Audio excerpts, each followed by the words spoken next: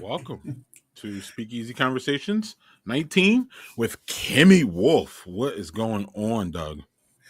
Man, it's been a week, and I'm glad we're here on Friday. I get to hang out with you as always, which is one of my favorite times, and we have a great guest, so this is going to be fun. It's been a week.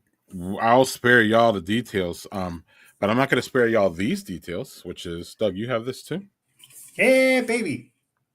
Shout out to Jerry from Modern Brews and Beats for these. Thank you, Jerry. This is Doug, you read it because you have your glasses on and I don't. Yeah, so this is sitting at the kids' table from Vector Brewing. It's appropriate. Listen to that. For tonight's guest. We didn't even plan that. We didn't even plan that. Amazing. No. Anyway. Yeah, so obviously inspired by Shel Silverstein. They have this little kid sitting at the table. And it says, "I am too small," is what they say. I don't want to sit at their table anyway. So tell me what you think, Greg. This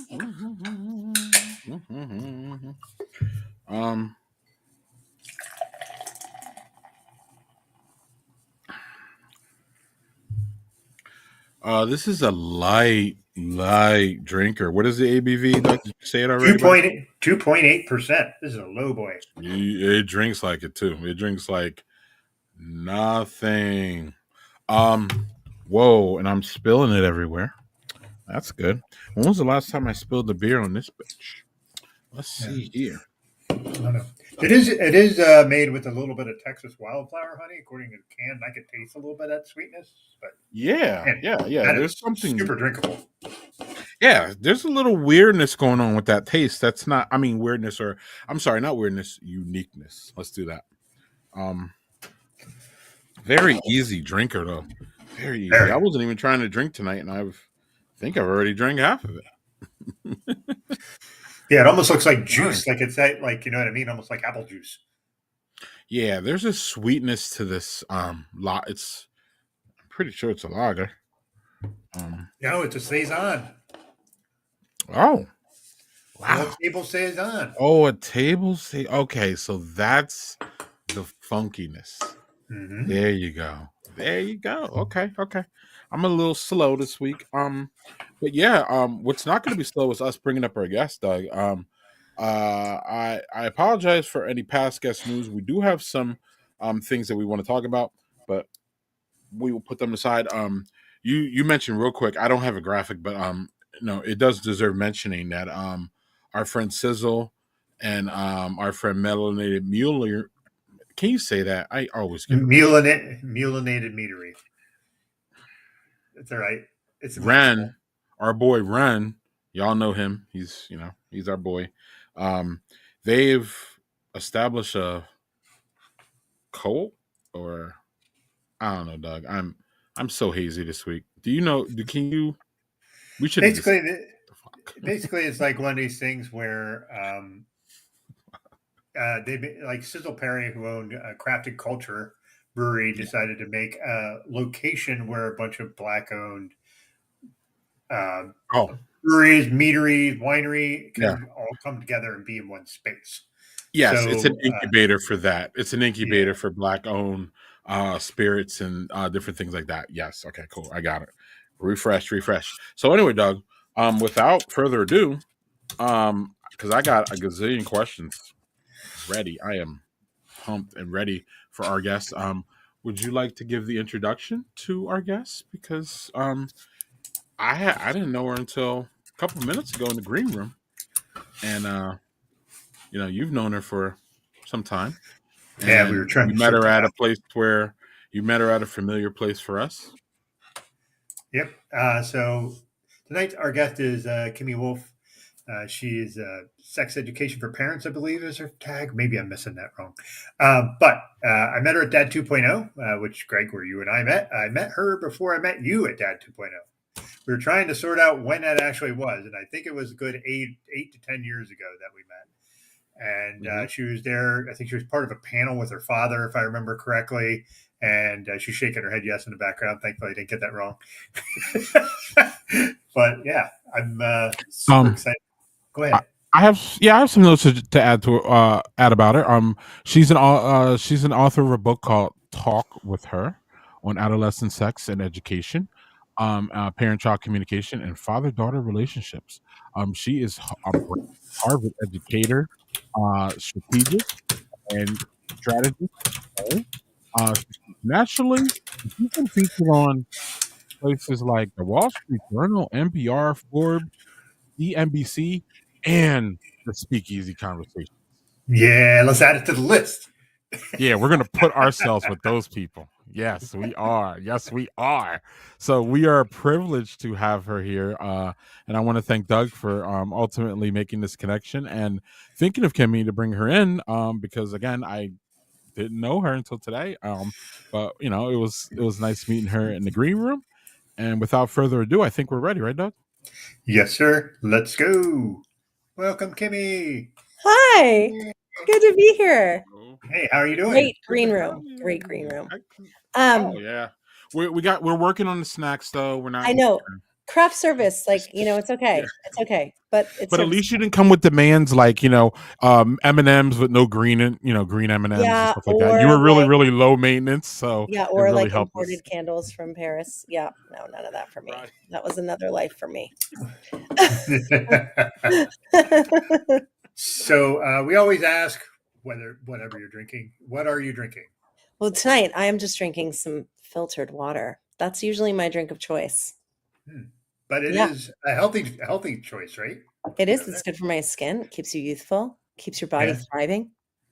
It's Yeah. usually what I'm drinking. That's what I can be found drinking. I'm not like totally Readily available. anti-alcohol. What? Readily available. Oh yeah, it's readily available. It comes from the spring in my house that I paid to install this whole house Oh. water filter. But yeah, I'm not anti-alcohol. I do enjoy it, but it actually just doesn't agree with me, so I don't drink a lot. I drink Yeah. water.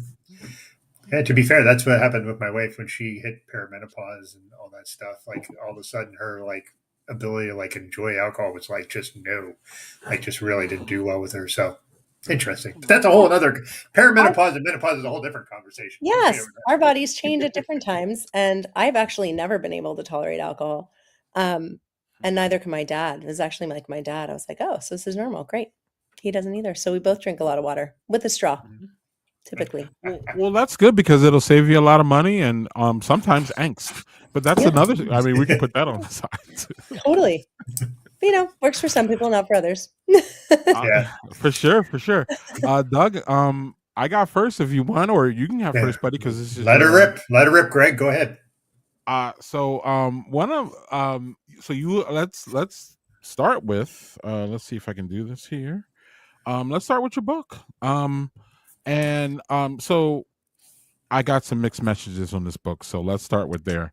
So, A Dad's Essential Guide to Raising Healthy, Confident, and Capable Daughters from you, Yeah, but you're from not a me. dad. I'm not a So dad. tell us, yeah. So tell us the origin of the book, the you know what I mean, everything about the why you were compelled to write this, and then we can get into what it's about and all that because I'm fascinated. Absolutely. Yeah, so I'm not a dad and I don't have daughters. I have two sons. And when I showed up at Dad 2.0, everybody's like, "What are you doing here?" And I was like, "I'm a dad blogger." What? And basically, I'm a daughter with a really amazing girl dad, and his name is Joe. And I, for years, have been working in the field of adolescent health and online education. and I was launching this platform for teenage girls that was basically like an online health and wellness magazine for girls. And I was meeting with men all over the place because I was fundraising. And so I was meeting with venture capitalists, and I was meeting with media partners, and I was building this company. And a lot of the men who I was speaking to were, men in their 40s and 50s with teenage daughters. And I started to get a lot of really personal questions. And, I'm honored to be somebody that people share with and talk with when they meet me. Think I'm kind of an open personality, and I care about other people. So people ask me really personal questions. And so I started to get a lot of questions from the men that I was working with along the lines of, remember the very first one was, I just got divorced. Can I start dating again? Or is that going to hurt my daughter? And I was like, whoa, it is 2 o'clock on a Tuesday, and everybody I know would like a meeting with someone like you because it was a big funder, and we would all like somebody like that to fund our business, right? Like that's what I was looking for. And he just wanted to know, like, if he was okay to fall in love again. And I was like, wowzers, that's really powerful. And Mm. that started to happen over and over and over and over again. And it revealed to me a lot of the very deep and personal struggles that men were having. And I was a gender studies major in college, and I'm a true feminist. I believe in like the power of people of all genders, and I do believe that we have differences and different perspectives and different strengths and ways, but I believe that all people are equal. And then I realized that I had this like really taken a lot for granted, or I didn't know a lot about masculinity, even though I had studied it in college, and I had a lot of very wonderful men guide me through my childhood, my adulthood, and my career. I have a wonderful husband. I had incredible male bosses. This was a real window to me. And so I started with my own dad. And I was like, "Hey dad, was it really that much harder for you to raise me and my sister than it was to raise my brother?" And he's like, "Oh, oh yeah. Oh, 100%. Absolutely. You really worry about your girls." But I never saw him sweat. He was amazing. And then I went into another part of my field. Like I had been looking a lot at adolescent girls' health and wellness. And I started looking into the research on fathers and daughters, and I was floored. And I wanted to write a book for men, so that a guidebook to girlhood.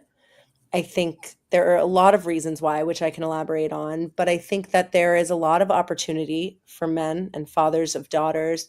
Um, and there's also a lot of pressure, but there was no roadmap. So a lot of people expect a lot from men these days, but women have been part of the brain trust for millennia, and we have tools and ways of finding information, but those webs of information and support networks are not available to men. And there's this trope of the bumbling girl dad that's really damaging. There's this other trope of how like you just have to wait till she's a teenager until she totally splits on you and like does everything in your worst nightmares, and then you totally lose her.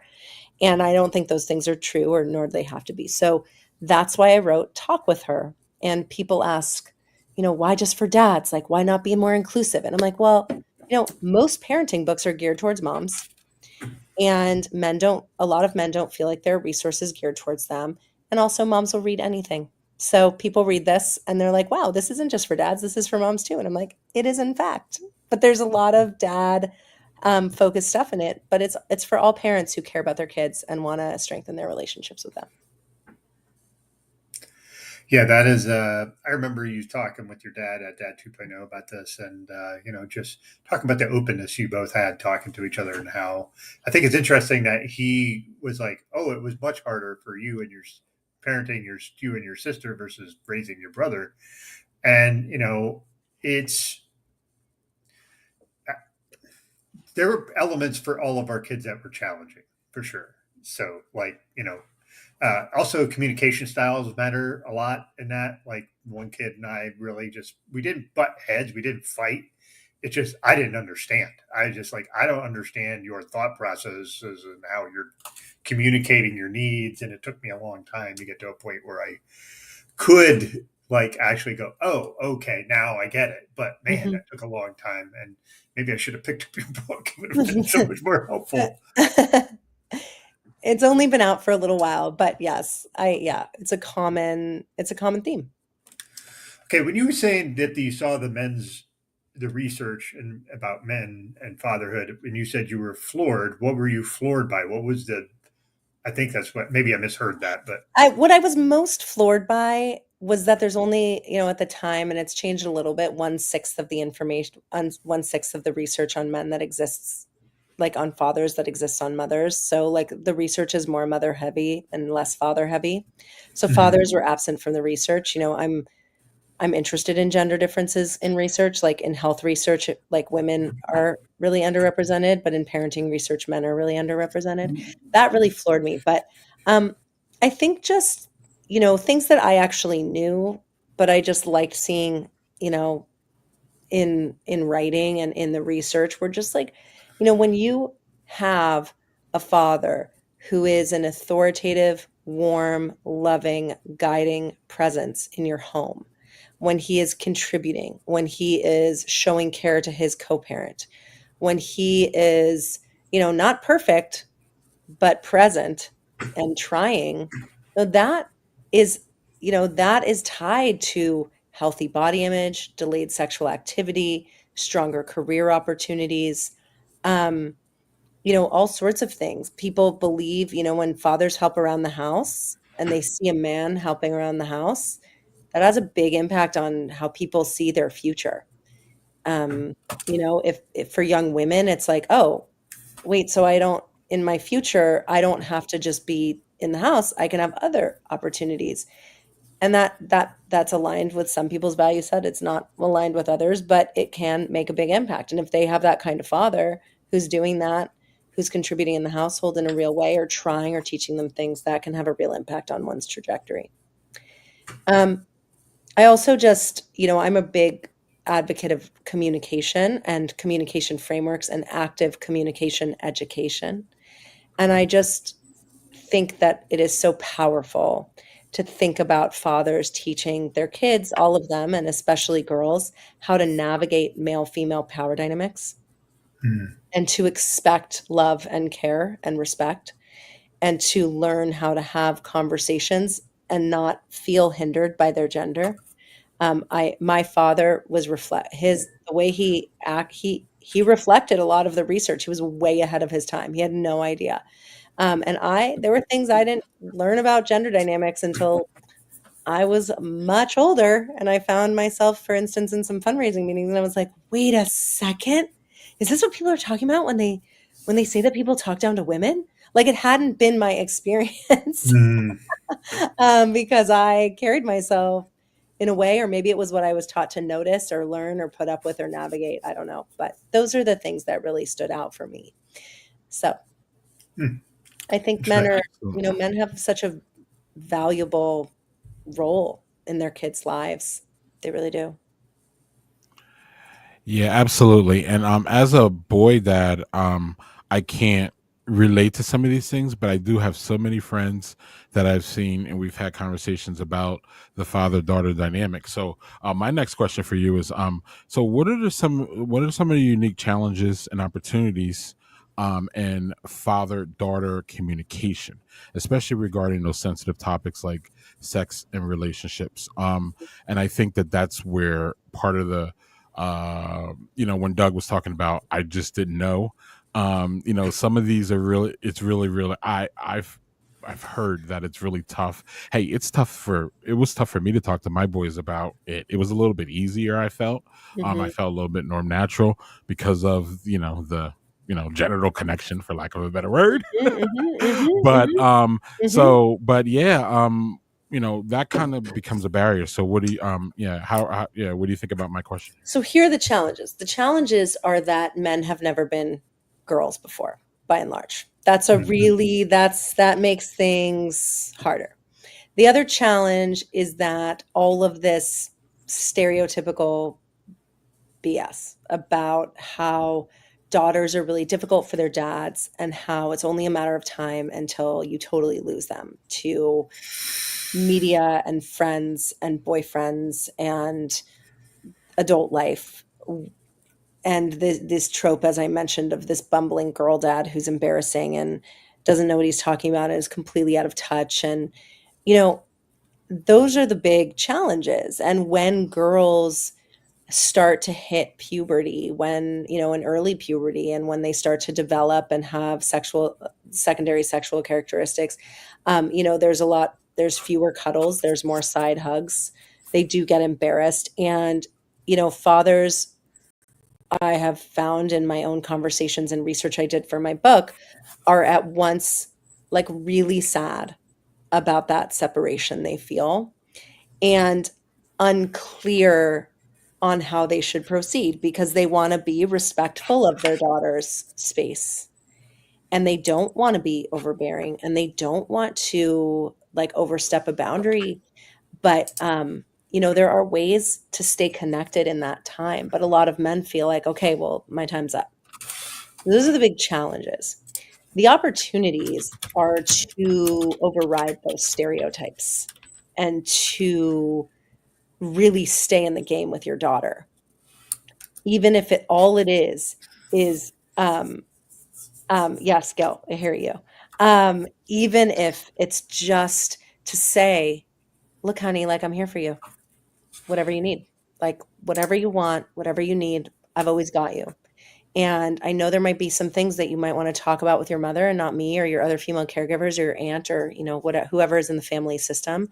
But like, I'm also willing to talk to you about these things. And I may not always have the answer. I may not always have the perfect thing to say, but I'll help you find it. And if anything's ever wrong, I want you to know that I'm here for you. So that's like the baseline. And I think any man can get in on that. The other opportunity is to take it a bit farther and to really get in on these conversations. And it doesn't have to be this full like cannonball into the deep end. Like, people can kind of like feel their way through and say things like, honey, like, I know you want to talk to your mom about your period. Like, you can talk to me too. And like, hey, do you want to go to dinner this week? I just did a series of reels with my friend Pace. Her handle is our home flows. She does a lot about mental load. We did this series about splitting up these conversations between dads and moms. And, it's like, hey, honey, you want to go to dinner? You want to go to get a manicure tonight on a Wednesday? My dad used to take me to Laker games. I write about this in my book. He really taught me, he and my mom are really good at this, but like, let's break up the week. Yeah. Let's like get out of here. Like, I don't care how much homework you have, figure out how to get it done. I don't care if you have a math test tomorrow, figure out how to study for it ahead of time, or you can stay up late. But like, the Lakers are playing, and we had Laker seats growing up, and it's Lakers night and we're out. And, or he'd pick me up from volleyball practice and take me to this place called Gladstone's on the beach in LA. And it was a tourist restaurant primarily, but it was like our diner. So we would sit there till really late at night. So I think those are the challenges and the opportunities. The truth is that, especially in my field of sex education, body confidence, healthy relationships, healthy decision-making, and encouraging all that in our girls, the more open conversations fathers have, even if they're not super detailed, but the more present they are, the more like that is associated with all of the outcomes parents desire. So I could go on and on. I mean, I did write that whole book on it, but yeah.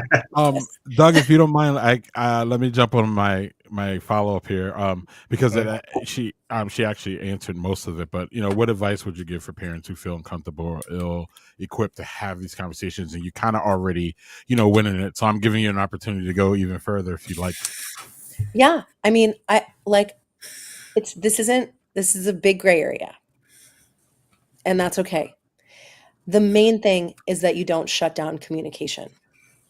And there's a lot of discomfort around this in our culture and in global culture, because there is no topic that people bring more baggage to than topics that have to do with like gender relations, and then furthermore, human sexuality. Like, name a topic that people have more baggage around than those.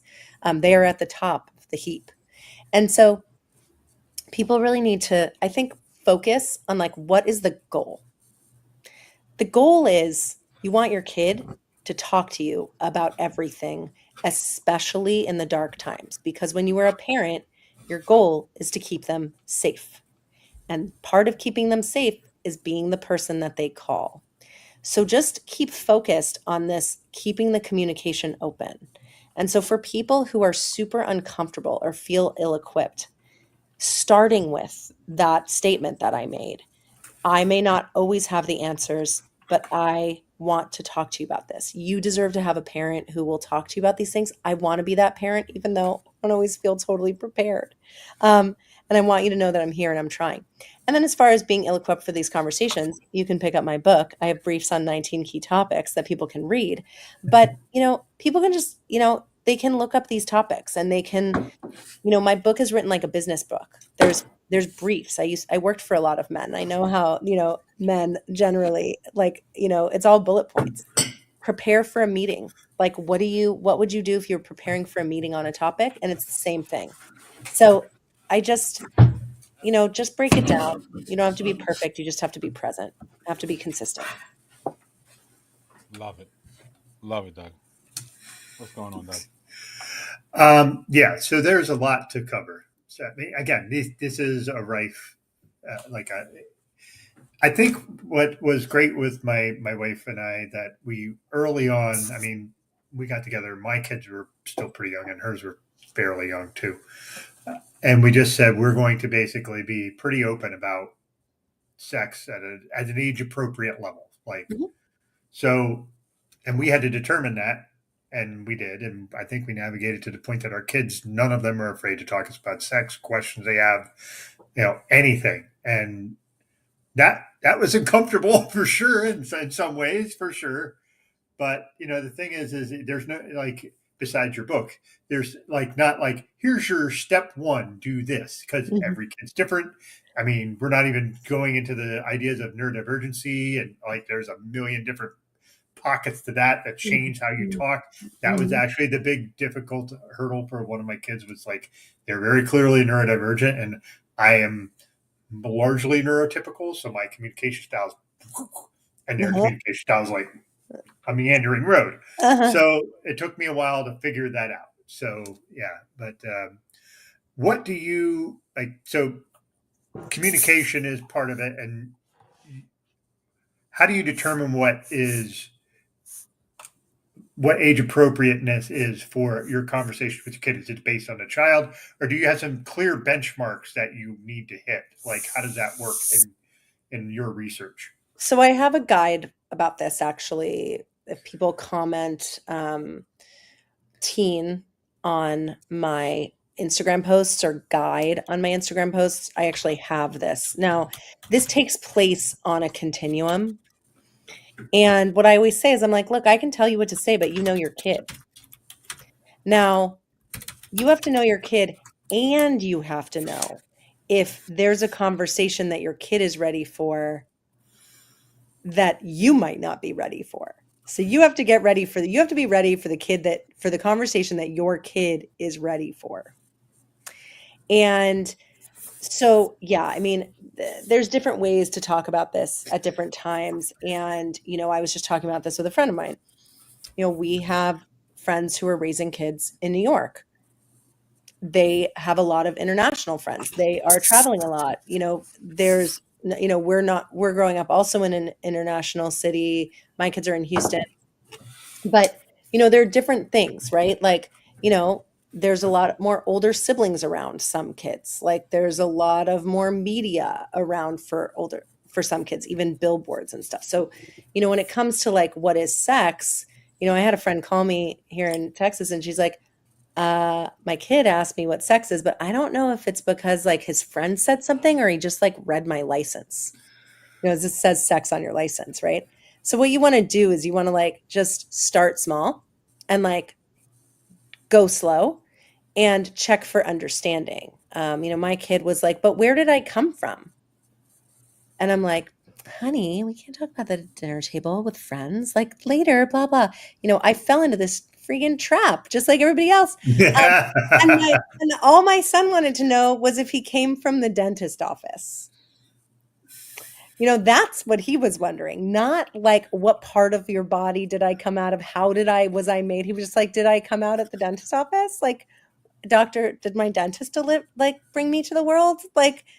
So that's one way, is student guided. And then there, kid guided, and then just asking some questions.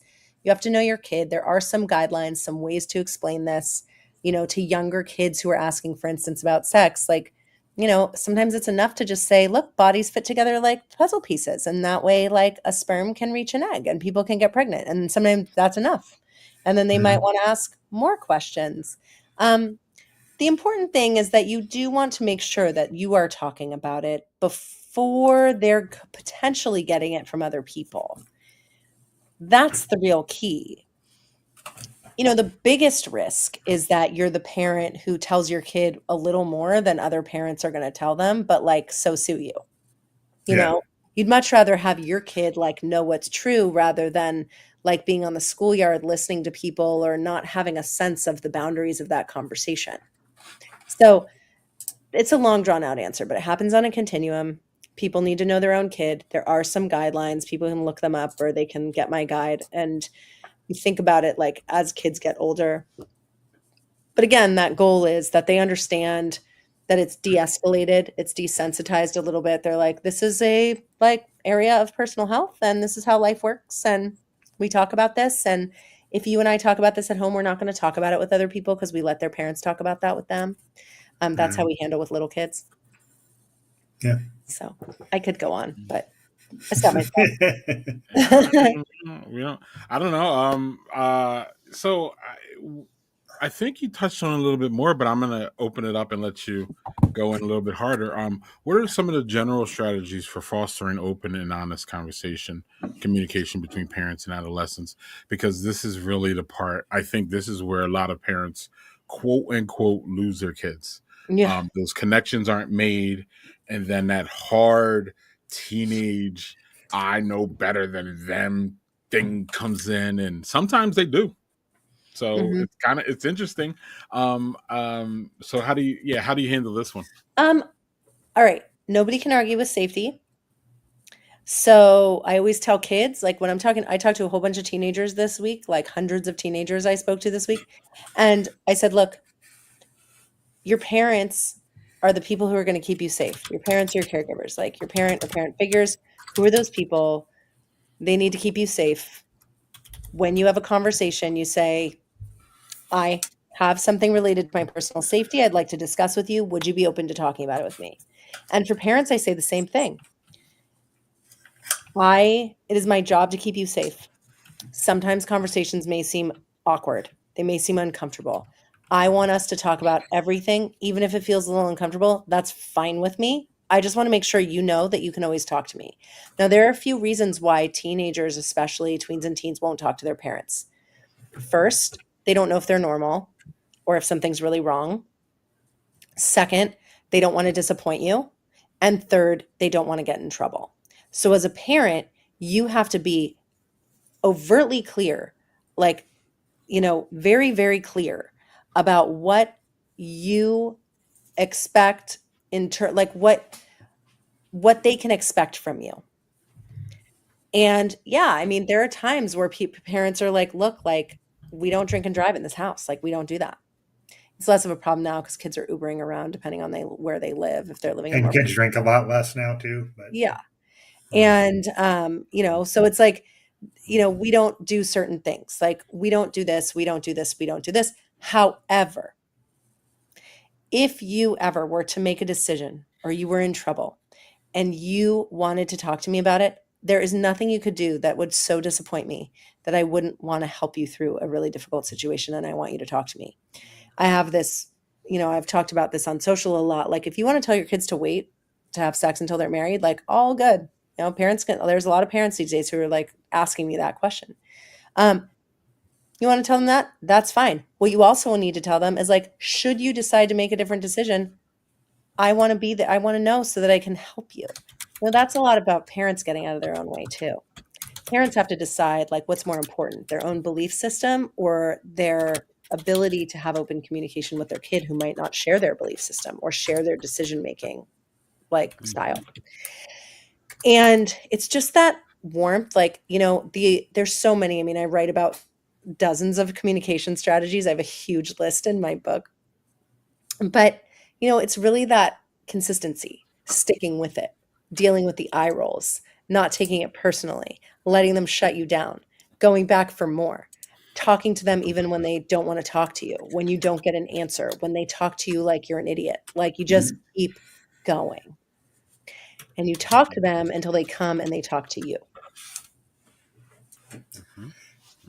Yeah, it's a little tedious though. Like sometimes because they, like you said, maybe they're embarrassed, because they don't, and like it might feel weird to them to talk about with their parents about, hey, I had this question about birth control or something like that. Like they're afraid they're going to get in trouble. That's a really good point. So yeah, 100%. I tell my students to soft launch conversations with their parents. So what I tell them is I'm like, look, parents often feel ill prepared for these conversations. And adolescents feel like they would rather go poof into thin air than have a conversation about any of this awkward stuff with their parents. So here's what you do. You say to your parent, hey, for instance, I was in sex ed this week and this woman was talking about this stuff. I have a sensitive question about my health and well-being. Can you help me with that? It might be kind of awkward. Can we talk about it later? And I'm like, what you do there is you soft launch this conversation. You get to feel out your parents. They don't have to respond to something on the spot that they think they're going to mess up. And you get a sense of how they're going to react. And then you give them a nice long runway so that everybody can calm their nervous system before they actually have this conversation. So I think it goes both ways with parents. And when you as a parent are going to bring something up, you can say, hey, for instance, I heard this podcast with this expert tonight who was talking about adolescent sexual behaviors. I have something I would like to bring up with you for your safety. When can we talk about that? And then you soft launch the conversation and then you give them a little timeline and then everybody gets to calm down. And it works both ways. Awesome. And what calms Doug and I down is beer. So Yeah. Doug, you have I have the same one you do. So real quick here while Doug opens his, let's catch up on some of these comments because I think Kimmy we were talking. So Jay's adding his your book to the list of books he's going to check out. So that's cool. I would like to put this organization into your purview if you don't know them, the National At Home Dad Network. It's one that I've worked for and with for many years. And John JHG there used to be a former president of it. I guess we can call him still El Presidente, even though he's not El Presidente anymore, right? Is that how it works? Anyway, if you don't know about them, it looks like you do. I would like to put them on your thing because, or just in your sphere because they could definitely use your help down the road or in any kind of way. Gil says he was ready for it, but it stings sometimes. I think it's this conversation. That was a side hug. A side hug. Oh, okay. Cool. Jay says mine was recently telling me, Dad, you're canceled if I unintentionally embarrass them. I mean, my 4-year-old tells me the same thing. They're like, time out. Yeah. my 3 and 5-year-old have me in timeout like all the time. They're like, time out on you. Yeah. It doesn't end, I guess. Don't want to drive anymore. Gil, I agree with you. But with my youngest, he doesn't want to pay the insurance.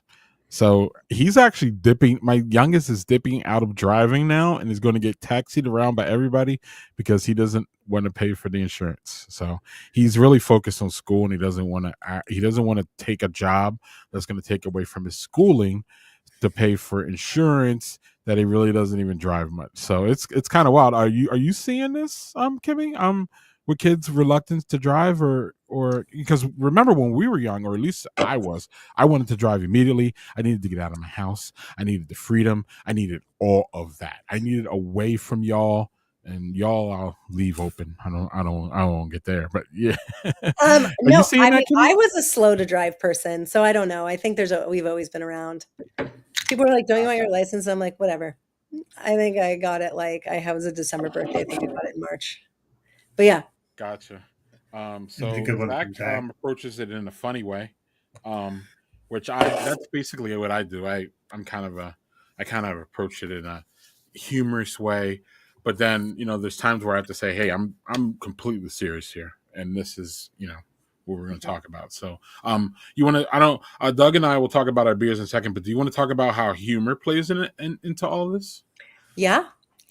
Well, one, Zach, what you're saying, like, where this sounds like a soundbite, something that you've said before repeatedly. Like, we joke a lot in this house, but I'm always here for real conversation because it's important and you're important.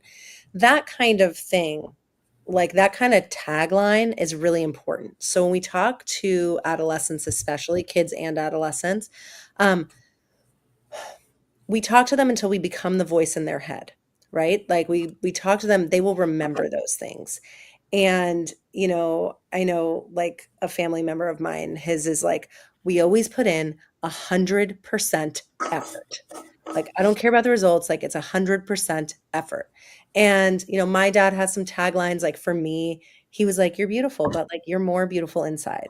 Inside matters more, like over and over and over again. So some of this stuff can even sound like corny or like obvious, but the more we hear that kind of stuff from our parents, the more we believe it and the more we remember it. And this type of statement here, where it's like, I'm always here for a real conversation, like, repetition's really important. And then if your kid needs to have a real conversation, they're going to be like, my dad said, I'm always here for a real conversation. So like, this would be one of those moments. And they're more likely to come to you in those moments if you repeat stuff like this.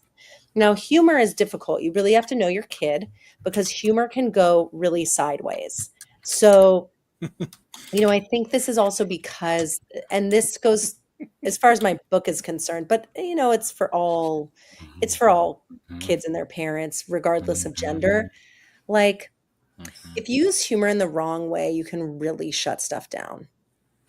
And if they think, for instance, like you're a dad, and I'm sure that they're not in this online chat room, but like, if you're a dad who makes like subtle comments about other people's sexuality or the way that they look, like ha ha ha or whatever, like makes fun of anybody for anything, and it's a sensitive topic, your daughter's period, your son's sexuality, like whatever it is, like, whoo, that will shut down stuff real fast.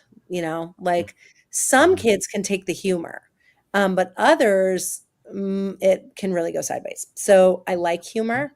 We laugh a lot in my family too, and my family of origin, and also my family that I've created. So humor's good, but you got to really know your kid because that will shut stuff down really fast. Excellent advice. Man, Doug, man, where was Kimmy when we were younger parents? Yikes! Oh, she was at and I that never 2.0. expected to be the dad whisperer that I've become. Amazing. Who knew Amazing. when I was a gender studies Amazing. feminist major at Brown that I would be like an expert in fatherhood. And Well, I'm sorry I didn't get here sooner for all of my friends and men I care no deeply about. worries. But No here I am now. worries. Hey, you're here now. Exactly. Doug, what also is here now is that beer that you opened. Yeah, so I didn't realize this looks like it was a collab we got from Jerry. This false idol. It's a collab with Petacolas. Yeah. So this is a oak fermented Vienna lager. Man, does that look at the color of that too. The color is excellent. Yeah, Doug. Our my first Badger beer report collab is going to be a Vienna lager. Nice. Hey, look at you. Yes, sir. We're brewing that next Thursday. Anywho, yeah. So, do we have another comment here? Also, JHG said he already pitched you to the the National Helm Data Network. So, Thank good you. on that. They could use more. We could always use more. Mothers talking about fatherhood, which is excellent, and just the perspective of a mother and a daughter. And obviously we're at home dads, so there's a perspective there that can always be exploited, if that makes sense. Doug, you're next, buddy. Okay, I had a question in my head, and it flew out of my head like a breeze. I guess the beer kind of did that to me. Okay, I got one. If you want to go ahead while I'm trying to regroup, please do. Yeah. So this you already answered this one, but it's still kind of how do fathers navigate conversations about body image, social media, and peer pressure. But also, though, another one I want to ask is this is a big one. What role does technology play now with these communications, positively and negatively? Have you delved into that? And obviously, it's almost a subject that I'm pretty sure you can't go around at this point because we're texting, and Doug and I have this conversation about how thumbs up is not positive; it's passive aggressive. So Mhm, like mhm. Oh, it's yeah, it's totally. Yeah. right. It's so wild. So yeah, also, the navigation of the social media to that's tough. And then, peer pressure, all that. I asked you a whole bunch of things. So That's okay. if you got to talk I for 20 minutes, you go. No, it's okay. So I always say, like, I teach safe sex and I teach safe tech. Now, I've been teaching sex ed for 20 years, and the way that I teach it has fundamentally changed because of media, because of smartphones. We used to Mhm. tell people 20 symptoms of chlamydia. Like, we don't need to do that anymore. We used to go, like, every Mhm. STD down the line and talk about the details of every STD. I don't do that anymore. I'm like, people can get STDs. Here's the categories of them: curable, treatable. Here's how people get them. Here's how people protect against them. And, my that part of my presentation is a lot shorter because kids are using media so much. They have so much access to information for whatever it is. And then I do a fair bit in my sex ed presentations on technology, because technology affects sexual health in a lot of ways, especially with the proliferation of porn, even if kids aren't watching it. There's enough peers who are watching it to be a complete disaster. And also just like their general life happiness. So I talk a lot about communication. My presentations to students are primarily sex ed. That's a great vehicle for anything because they're paying attention. So there's a lot of messaging in there about technology, and I'm very passionate about that topic. When it comes to broaching these conversations, your first question, there's a lot of different ways to get in on the conversation. One is to just be like, hey, can we talk about this? I'm always willing to talk, or like, can we talk about this specific subject now? Then there's like watching media together, or you see something on social media because you're following what your kid is following, or you're watching a show or a movie together, and you say something like, hey, I don't know how I feel about that dynamic. Like, do you think that's a good relationship thing? Like, I feel like I don't really like it. Like, I feel like it could be improved this way. Just get really like tactical, like really didactic. Like, you're really teaching. You're play calling what you see. So much of the sensitive topics we're just sort of conditioned to learn by trial and error, like we did. We had to learn like everything by trial and error because nobody was specific with us with life advice for the most part. It was like, work hard, be a good person, right? Some people got more specific, and those are good things, and those were the tools our parents had. Um, so getting into those conversations, like, also just don't be afraid. Don't dismiss the female experience. The female experience is one where there's a lot of social drama. There is there is self-consciousness around body image. I was like thinking about this today. Like, it just is something that a lot of girls feel like their clothes do matter to them. They change their outfits 3 times because they want to feel good, not because they're being frivolous. Like, don't be dismissive, don't make past judgment, just meet them right where they are and talk through. Focus them when it comes to body image, like, focus them on their true strengths. Like my dad always being like, you're more beautiful on the inside. Like, you're really smart. Like, this is how you're going to get through the world. Like, these are the things, these are the qualities that really matter. Um, and just really being there for your daughter, also saying things like, hey, do you want me to solve this for you? You want me to just listen to you? And then you want to just like hang out and relax? Just ask them exactly what they need. And this is a pro tip for your wives too, if you're married to women. Um, just like ask what people need. Nobody needs to be reading anybody's mind. When it comes to how technology plays in, there's a whole set of conversations to have around technology, but then there's also how we use technology in our house. And we have to be teaching mindful technology. We have to be using it mindfully. Tonight, I had a really nonstop day. I taught like 8 classes. I was doing like some family like organization prep stuff, and my mom has a big birthday party coming up. She's turning 80. So I went straight from school to like 80th birthday prep, and then like straight into family movie night. And by the time that was over and I was about to come here in an hour, I was just like, I need phone time. Like, I need to look at my friends on media. And my son wanted to hang out. And I was like, Max, I'm just having a quick moment. I'm just relaxing for a second, but I'm going to come read with you. You don't want your kids to think that the phone is like taking you away or whatever, but you can put like boundaries around stuff. And that's what's really important with technology. And then also using technology to facilitate offline conversation. Hey, just wanted to let you know I'm thinking about you. If you ever want to talk to me, you can talk to me. Send that text, like send that text once a month. Won't hurt you. Yeah, there's a whole just giving the space to know that they have the space to come to you.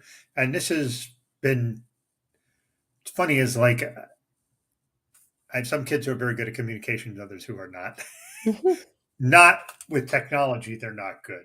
They're Hmm. good when you're face to face with them. Hmm. And like they're just I have had my kids will call me and I know if they call me something's wrong. Hmm. Like I'm at that stage because my kids are largely adults. My youngest one turns 18 on May 1st. They call me when something's wrong. And I'm glad for it because it means that they trust me enough that they can come to me in a space where shit's going off the rails and they Uh-huh. need help. But there are times when I'm like a little like, well, they don't really talk to me otherwise. Like they do, but not like, like they talk to my wife way more than they talk to me. But that's more about they feel more social with her on that end. And I feel like somehow like some of the ways that I parented when they were younger maybe created those sort of walls is the wrong word. They're willing to talk to me like and as we get older they're more willing to do so, but it's just funny how that kind of like the ebbs and flows of communication, Hmm. like that changes in every sort of age range. Uh-huh. So how are you preparing for that when that comes? Oh my gosh, me. I do Kids are feel like relatively young, but I yeah. do feel quite prepared for that. Okay. Um, because I have a lot of experience with adolescents and I've talked to a lot of people like you. So, I'm paying attention. People are like, when's your boy mom book coming out? And I'm like, dude, it took me 40 years to gather the wisdom to write my girl dad book. Like, it's gonna be a while. And my kids are young. But yeah, I mean, I think the main lesson there is like it can be really heartbreaking when your kids stop wanting to be around and or there's distance there, or they do only call you when it's wrong, when something's wrong. But just knowing that like you are always the one that can be there for them, I think that's just so special. Yeah, and they know they if something is wrong, at least they know that they can count on you for that. One other thing I wanted to ask you too is, and not really an ask, it's more like I would assume you would agree, but I'm going to not.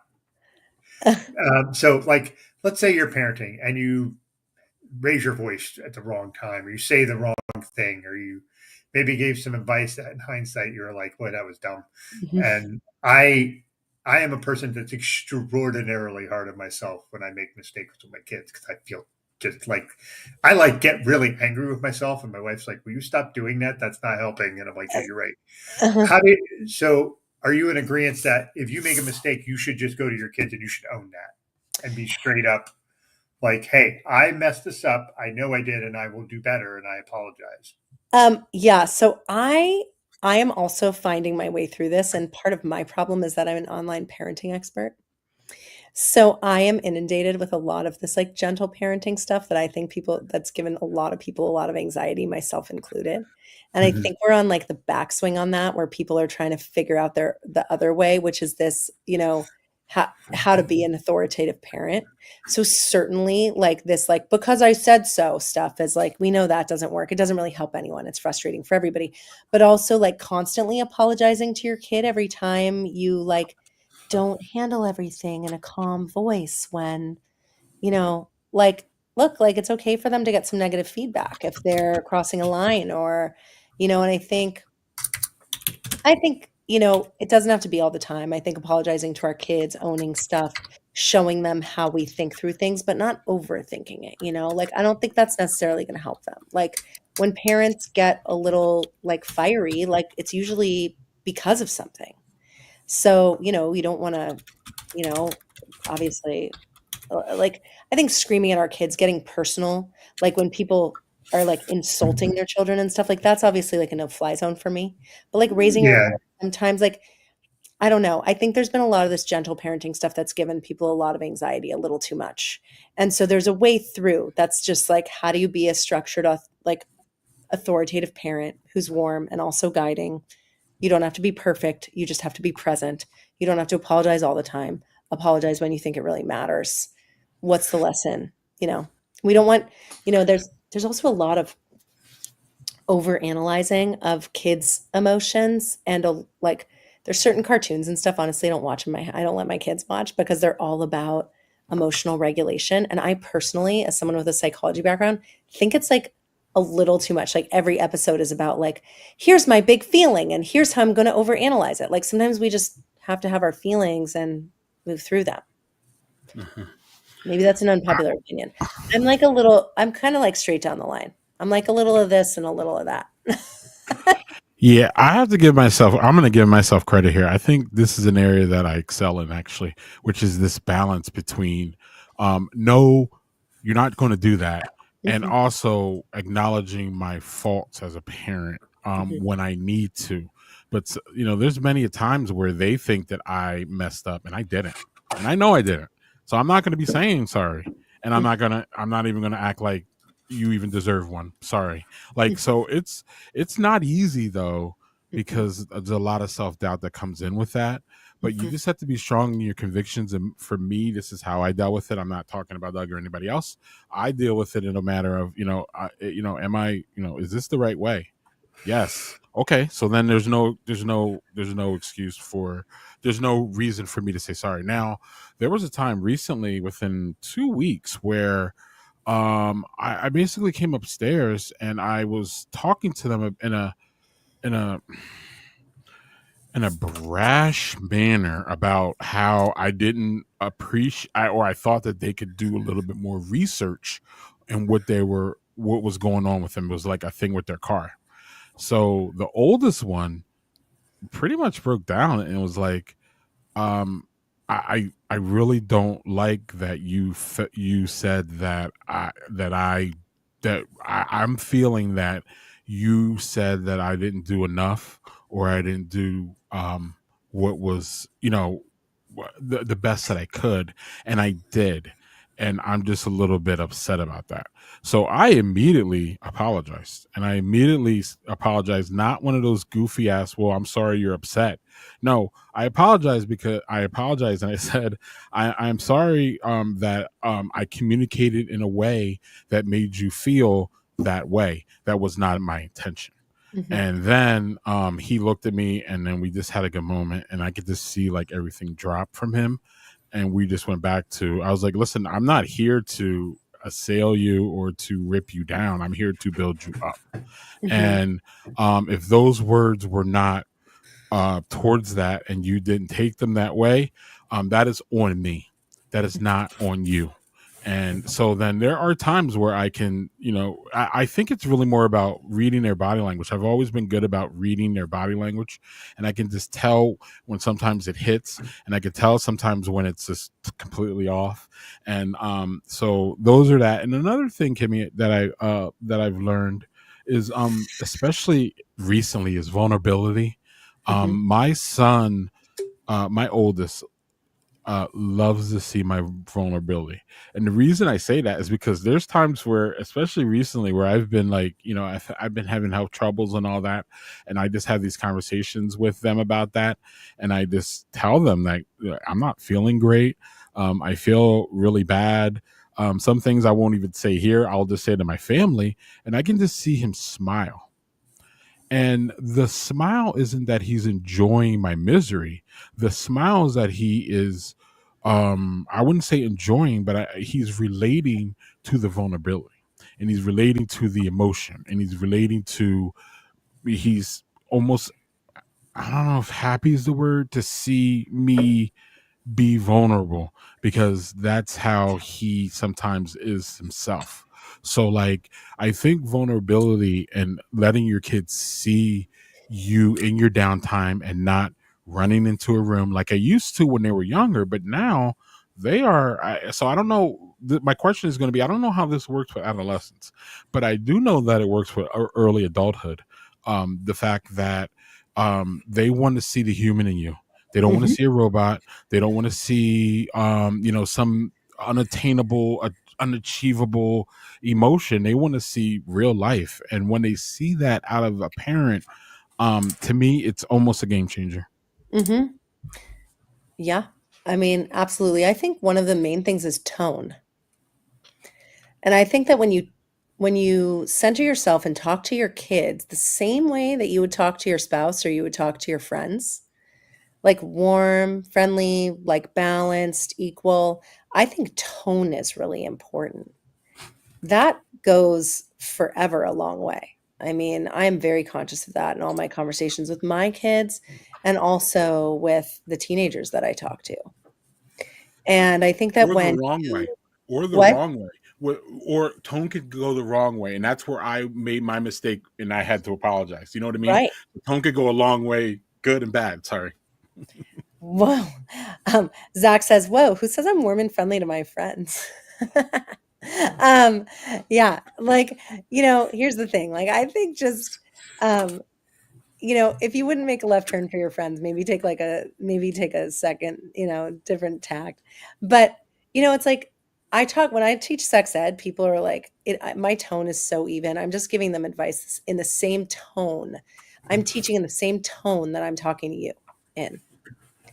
And when we talk to kids in that even tone, when we are centered and we're just talking with them as adults and we're not mincing words, and it's not to say we're not talking about them and talking to them in age appropriate ways, but they pick up on that and they're like, huh, like this, my parent, like these people, they respect me and like I can rise to the occasion. Like they see it in me. Like I'm worth being talked to this way. In my experience, tone was very important when it was a positive tone like that. Like I have much older siblings. I'm much younger than them by 11 and 13 years. A lot of their friends were always around the house. And there were some that would talk to me like I was a really little kid. And then there was one or two who would just like look me straight in the eye and just break it down with me. And it wasn't about like anything like sensitive. It was just like, hey, like, what did you think of this? Like, I saw this in the news. What'd you think of that? Like, would you like totally just like so respectful, so like, you know, just so showing so much belief in me to be able to meet them in that conversation. And I think that's really powerful. What's Agreed. up, Doug? What's up, No, Doug? I just I feel like we're kind of all arriving at the same spot, like trying to make sure that you have open communication with your kids. And it also, like you and him, Greg, were talking about tone, and that also sets the table for your kids to see. One, that's how you can act, and when you're communicating, and that you, like you said, like you deserve to be treated with that same evenness and willingness to listen. That was the thing that I was raised I'm Gen X, and I was a latchkey kid, and I had all that shit going on. And, parents raise kids differently. And there are times where I have to fight my brain to not do the shit that my parents did. Not that my parents are terrible parents. That's just how everybody parented then. But I made some very conscientious decisions that I wasn't going to do what my parents did in certain ways. Like I didn't spank my kids like I got spanked, but that was a generational thing then, I believe. And there are still people that do that, and that's not great. Mm-mm. But I wanted very clearly to have a lot of linings of communications open with my kids. Um, you know, I carry that through with my wife, and my wife and I are very open, and we talk right in front of our kids about a lot of different things. Not finances; we keep that separate because that's not shit they need to know unless we need to tell them about something. Now that they're adults, that becomes a little bit more of a conversation. But yeah, it, I see your point about the gentle pairing thing. That I think there's some very good pieces to it.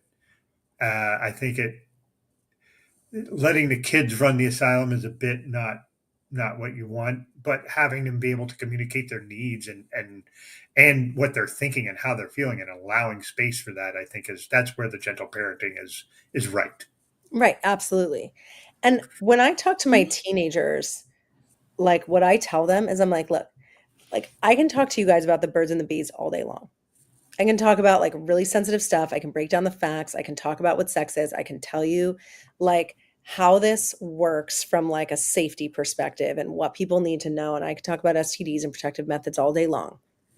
But if I don't teach people how to communicate about this stuff, then I have taught them nothing. Because the facts of life, regardless of what we're talking about, are easy. Like the factual stuff is easy. Yeah, the facts are easy. It is conversation that is hard. And especially now, like anybody can get all the facts they want anywhere. Learning how to communicate is what people have to actively get good at. Mhm. Like I can send you I can send you a 1 or 5-page brief on like what to say to your kid when. That's easy. But like how to talk about it, how to open communication, like that's what people strive to get good at and can. So, yeah. Amen. Doug, if you don't mind, but before we get to our final questions, Doug, I know we all love food shaming here, and Doug loves we love throwing eyeballs at our guests. So I'm gonna throw one at you all or at Kim right now. This ain't nope. This one, yeah. So chocolates, y'all. Let's talk chocolates. Pick the worst Kim, one. pick, Mhm. pick. How about pick your worst one and pick your favorite one, and then beware because Doug and I get really abrasive about shit like this. Okay, I'd say the worst one is cherry cordial for me because I don't like that like jelly in the middle. I don't like chocolate jelly Thank stuff. you. Thank you. That's not Thank my you. scene. That's a correct answer. Yeah, Don't let Doug tell you otherwise. yeah. Now that fudge one, the B one, that threw me for a loop because that looks like a C's candy brown sugar square, which is my all-time favorite chocolate truffle of all time. But it says it's fudge. But if that was a Mm. C's candy brown sugar, I would say that was my most favorite. So then coming in second would be that caramel, but only with salt on it, and then the toffee because of the crunch. Oh, the salted caramel.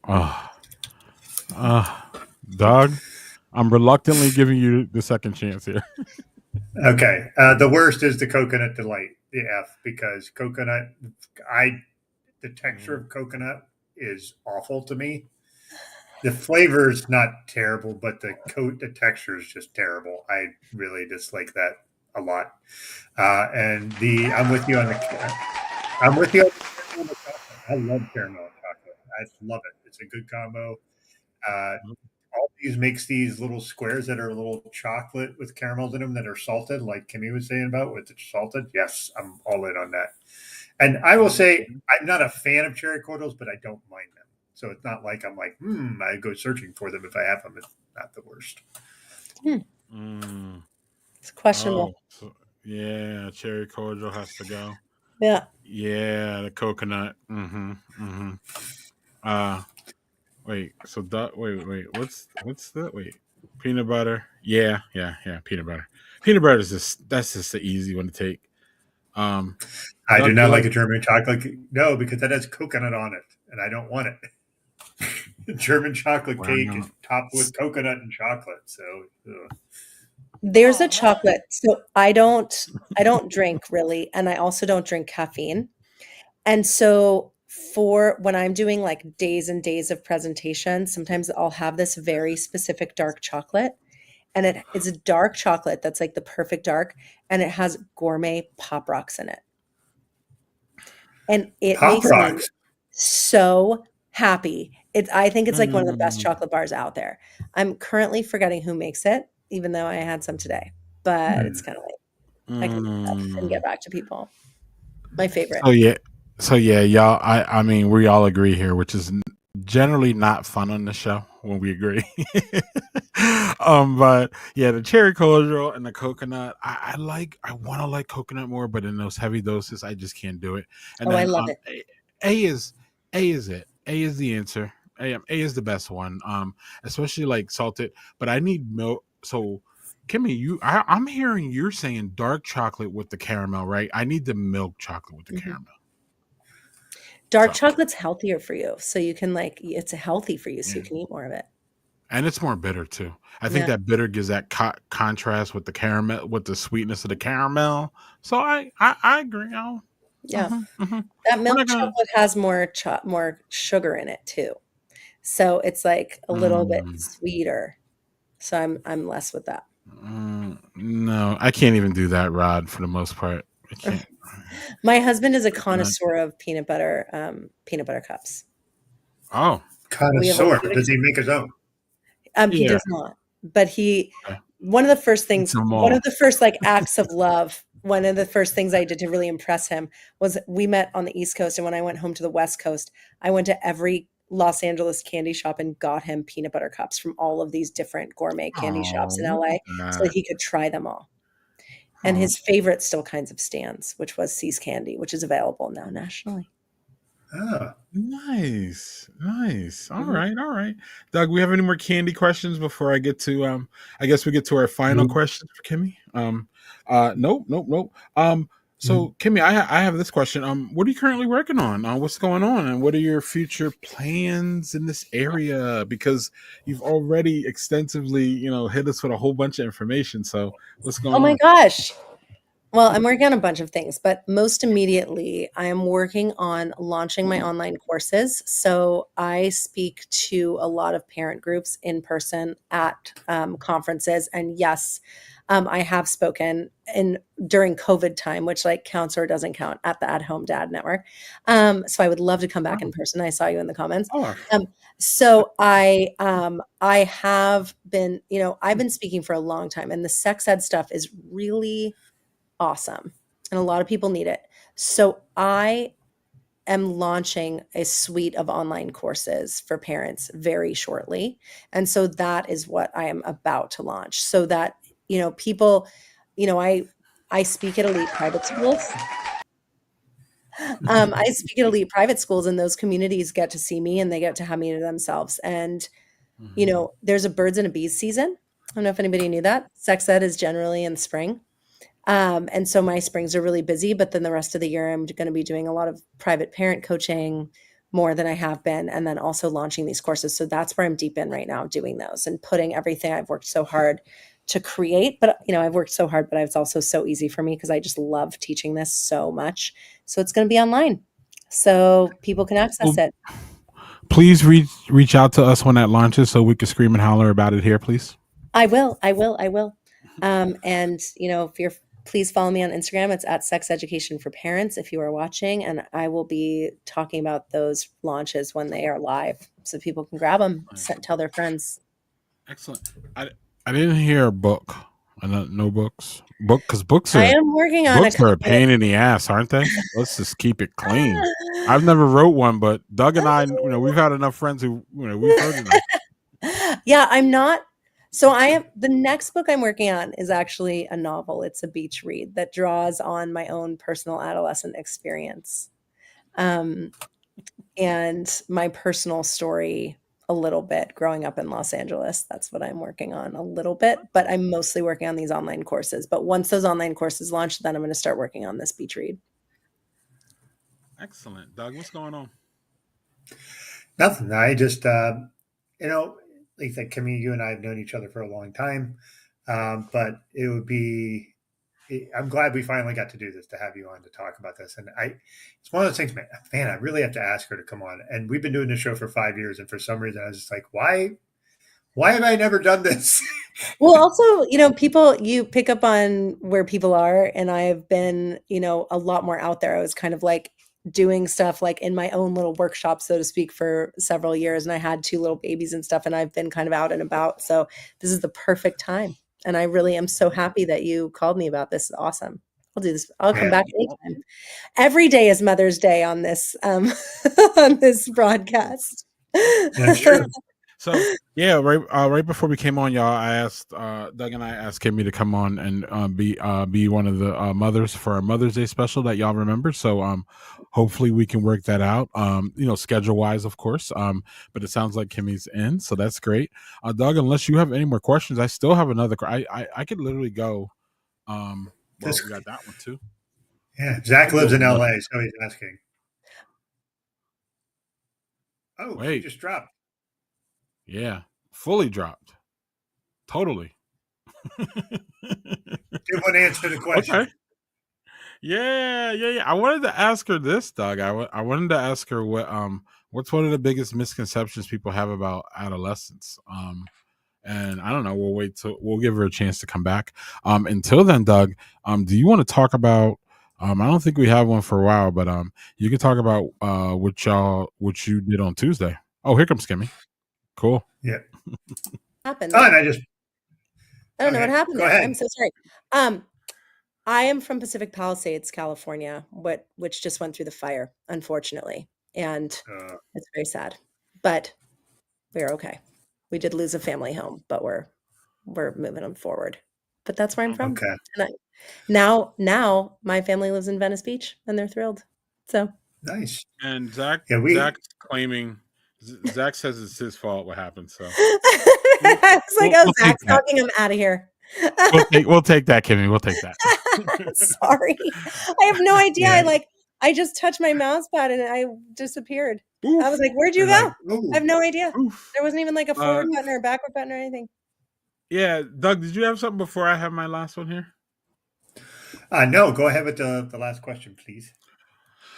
Yeah, I wanted to ask this before, but I forgot, and I still want to ask it. What are some of the biggest misconceptions, mostly parents, have about adolescence, and things that kids, things that would help parents to know going into this that we maybe have misconceptions about? I think to remember that we can see adolescents as children and we know where they're at and we know that like their thought processes are a little wonky sometimes and that they've got a ways to go, but that they see themselves as very capable and very adult. And so we need to meet them there with that eye contact and that intention and that tone of voice. And that's going to get everybody moving forward much better. You know, parents can share what they want with their teenagers and their tweens. Like, this is how I feel about this. Like, this is the decision I hope that you make. Like, what parents need to know is that, like, you should and you can share your values and your hopes for your children with them. And you also need to know they may not listen to you. And you still got to be there for them. Tell them, Doug. Oh my goodness. I Yes. know. Yes. So true. Excellent answer. All right. Yeah. If Doug is cool, I think one comment on that, if I could. Yeah. Oh yeah. Please. And if they don't agree with you and do something, you can't immediately shit on them. You have to have some empathy and try to help them get through it, because it might be something that was a mistake that they did, whatever the mistake may be, and you need to be there to support them, even though, and telling them I'm super disappointed in you in the moment is probably not the best approach. You can later on say, listen, I disagree with what you did, but I'm here to help. Mm-hmm. That's yeah. So. Yeah. I mean, I have a lot of kids asking me how they can get birth control without their parents knowing. And I'm like, uh-oh. That's one that's like as old as time, but I'm like, dude, everybody just needs to like open it up with their kids and just be like, whatever it is, I just want to know, because there's stuff, especially, it's dangerous sometimes if they don't want to talk to you. So you got to open it up. They got to know that they can talk to you. Mm-hmm. Amen. And no, I don't want to do that. I wanted to do this. One last plug here before we get out of here, y'all. Yes. And Doug, unless you have something, we'll just go out with Kimmy if you don't mind.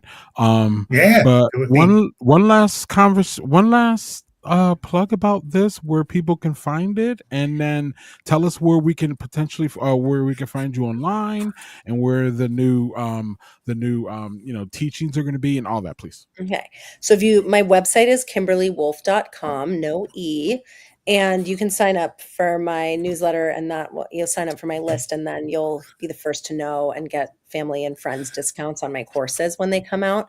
That first, when they first go live is going to be a great time to get them, because it's going to be all my friends and family, you included, who are in on that first release. And yeah, I would just, they're so helpful, very practical. So if anybody wants them, you can do that. Talk with Her is available wherever books are sold, and you can also listen to it. And, if any of you see me and you're like, oh my gosh, I haven't finished your book yet. it's not necessarily meant to be read cover to cover. People can read this thing cover to cover or just have it. It's a handbook and it has 19 key topics on it. So if somebody's panicking about social media, or if somebody's panicking about body image or periods or working out or diet or financial literacy or college admissions, there's a chapter on all of that stuff in there. And it's written like a brief so that fathers and mothers can just be like, okay, what do I need to know? What do I need to not say? What are the traps? And like, what do I need to say? So, all of this stuff is very practical and it's meant to just help people. It really is, as cliche as that sounds, that's exactly what it's for. So I always, love hearing when people buy it for your friends, buy it for your family. Talk with Her is very close to my heart. And one of my favorite things in it, like I already mentioned, is taking your kids out on the weeknight. That is like my number one personal recommendation for everybody. I'm like, break it up. Everybody's programmed to grind through the week. I think that's a creation of modern society. Like, the weeknights are a great time to connect. Amen. Amen. Amen. Amen. Doug, we won't be here next Hey, week because Greg will be. seeing Mr. Kendrick Lamar, baby. Yeah. African face. Hey, Drake. Yes, I get to see that face. Well, not that close next week. I am supremely excited. I will not be here next week, most likely. Actually, I may be, depending on what Doug is going to do. A little inside ball when one of us is away, the other person gets to say what happened. So Doug may be here, Doug may not. Next week, I will not be here. Oh, so yeah. Well, it's a good thing we had an extra great week this week then. Yes, we absolutely did. And thank you, Kimmy, for coming, because if not, I would have canceled on y'all this week like I did last week. This has been a rough week and I'm not feeling that great, just keeping it clean. So but the anticipation of having Kimmy come and just talk about parenting, which is obviously something that's near and dear to Doug and I's heart. And I don't real quick, one of my last things I'm going to say is while Kimmy focuses on her focus, especially in her book, is dad-daughter relationships. I mean, I heard a whole lot of things that could be applied to dad and son relationships. So a lot of this can be, there's some specific, things that girls go through that boys don't. And I think Kimmy, focuses on that, and that's really, really good because we need that as fathers. But at the same time, I heard a lot of this good cross the board parenting things. So I would suggest to y'all that don't be afraid to buy this book if you're not a girl dad, because I believe that there's parenting all over this. I've heard throughout this whole conversation, and many of my questions were not based in gender. So and Kimmy just knocked them out of the park, Doug. So on that note, Doug, unless you have anything else, I'm gonna hit the end stream and we'll see y'all at maybe in 2 weeks. I'm going to be the week after next, y'all. I'm going to go see the Cubs at Wrigley Field. So I will be in Chicago. Looking forward to that. So I may not be on that week. We'll see what Doug comes up with or doesn't come up I'll with. figure something out. And if and if not, we will see y'all in May. Isn't that what that goofy Justin Timberlake sings or something? Anyway, Gonna be May, yes. Yeah, whatever. Anyway, Kimmy, thanks again for joining us. This was great. And love spending an evening hopefully with you. and hopefully we'll see you for the mom show. Mhm. And yeah, That is May I'll 9th, leave by the y'all way. with And May home 9th. dad camp. Lots of different places for me to be.